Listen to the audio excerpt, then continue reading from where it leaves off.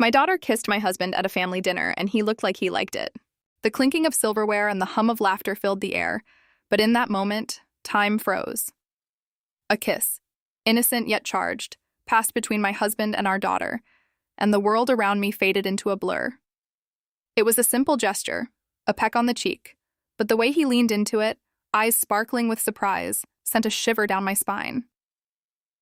What was meant to be a joyful family dinner quickly morphed into a tableau of confusion and unspoken tension. I had always prided myself on the closeness of our family, the way we shared everything, laughter, secrets, even the occasional heartache. But this felt like a crack in the foundation, a fissure that threatened to widen with every passing second. As I watched them, I recalled the countless times I had seen my husband interact with our daughter. He was her hero, her confidant, the man who taught her how to ride a bike and helped her with her homework. But now, as I observed the way he brushed a stray hair from her face, I couldn't shake the feeling that something had shifted. "Dad, can you pass the potatoes?" she asked, her voice light and carefree as if nothing had happened. But I could see the glimmer of something deeper in her eyes, a spark that made my heart race. Was it admiration? Or was it something more? The dinner continued, but the atmosphere had changed. Conversations flowed around me, but I felt like an outsider in my own home. I could hear the laughter of my family, but it felt distant, muffled by the weight of my thoughts. I tried to focus on the food, the flavors that usually brought me comfort, but they tasted bland and uninviting. Then came the moment that would unravel everything. My husband, oblivious to the storm brewing within me, leaned back in his chair, a satisfied smile on his face. "You know, I think she's going to be a heartbreaker one day," he said, chuckling. The words hung in the air, heavy with implications. I felt a rush of heat rise to my cheeks. Was he joking? Or was there a truth buried beneath his playful tone? I glanced at our daughter, who was now giggling with her cousins, blissfully unaware of the turmoil she had ignited. That night, as I lay in bed, I replayed the events of the evening over and over. I thought about the kiss, the way it had lingered in the air like a ghost. I thought about my husband's smile, the way it had seemed to light up his face. And I thought about our daughter, who was growing up far too quickly, crossing thresholds I wasn't ready for. The next day, I decided to confront my husband. We sat across from each other at the kitchen table, the morning sun streaming through the window, casting a warm glow over the room. I took a deep breath, my heart pounding in my chest. "Can we talk about last night?" His expression shifted, a flicker of concern crossing his face. "What about it?" "The kiss," I said, my voice steady despite the turmoil inside. It felt different. He furrowed his brow, confusion etched on his features. "It was just a kiss, honey. She's a kid.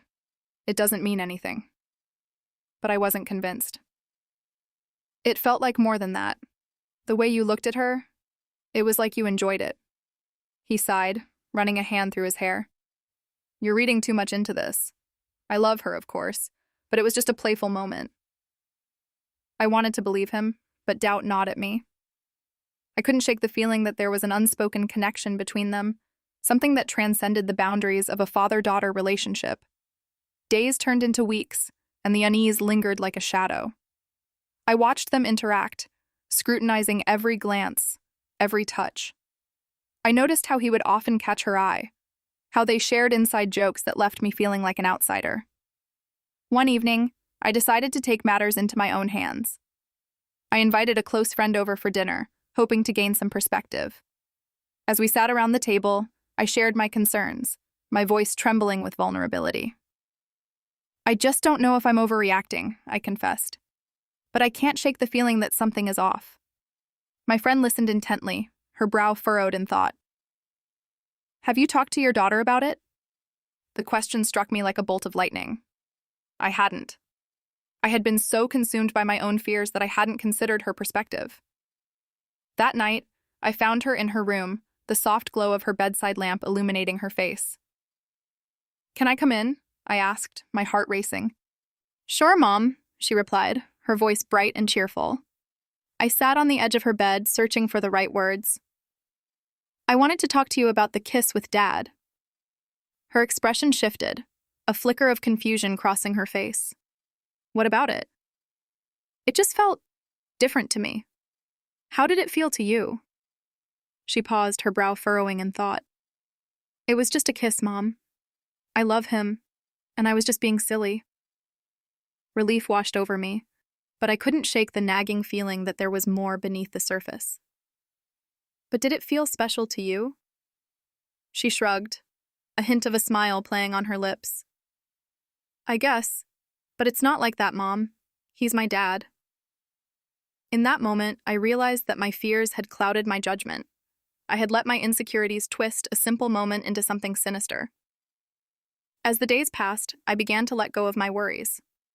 I watched my husband and daughter interact with newfound clarity, appreciating the bond they shared.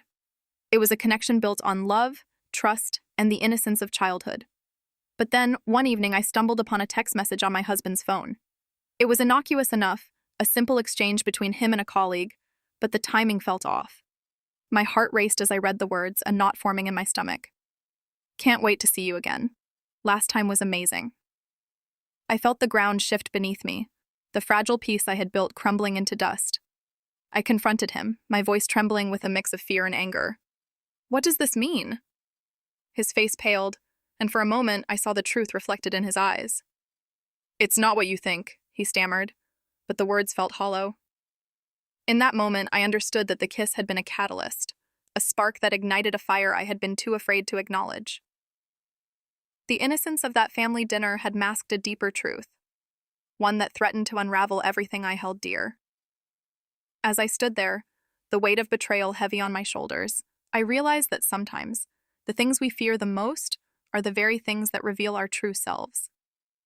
The kiss had been a moment of innocence, but it had also been a warning, a reminder that love, in all its forms, is a complex tapestry woven with threads of trust, vulnerability, and the unyielding desire for connection.